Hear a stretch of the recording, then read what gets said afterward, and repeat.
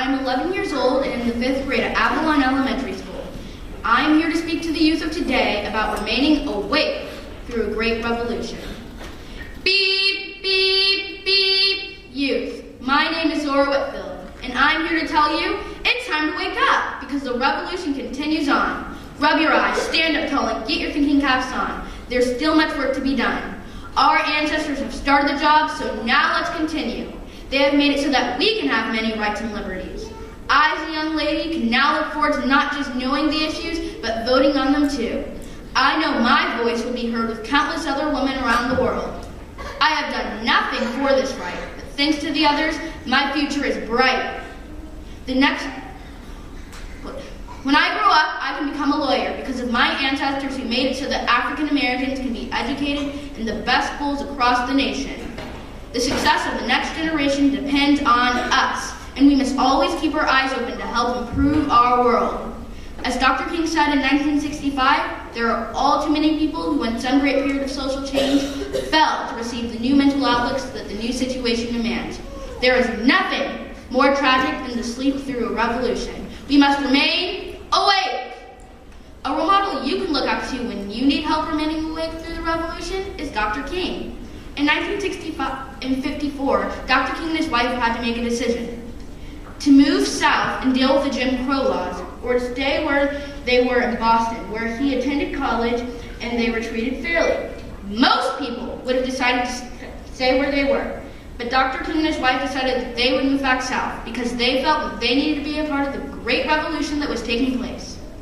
As youth, we can help make changes by remaining awake like Dr. King and his wife and paying attention to what's going on around us. Two of the most significant issues, I believe, are climate change and poverty.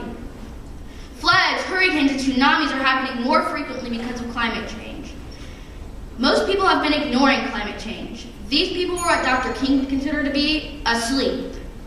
As he said, there is nothing more tragic than to sleep through a revolution. Three of the most significant issues, I believe, are did you know that because of climate change, the world's three biggest agricultural products, corn, rice, and wheat, have been going down in many developing countries? This could lead to famine and death in countries that are already suffering.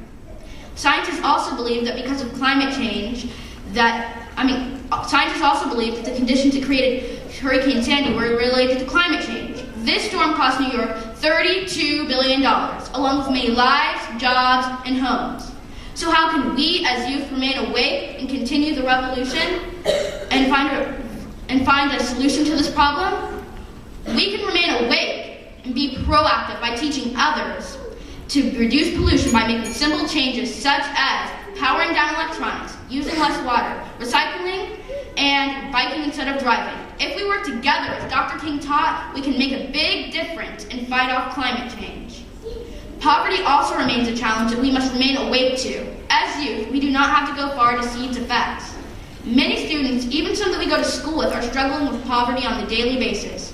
When they go home, they may not have a healthy meal waiting for them. Often, they rely on free and reduced breakfast and lunch programs at school as their most significant meals of the day. It is great that schools have these programs, but it is not enough. Students and members of the community can come together to organize fundraisers, food drives, educate others, and even contact politicians to find a solution to this problem. The key is to remain awake, speak up, and speak out. I hope you are now wide awake and ready to continue the legacy of Dr. King.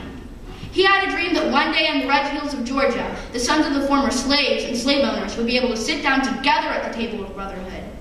His dreams came to reality, so now I encourage all of you to fulfill your dreams. It is important as youth that we stay informed and come up with innovative solutions to the problems of tomorrow. I accept Dr. King's challenge to remain awake and continue the revolution, and I encourage you all to do the same.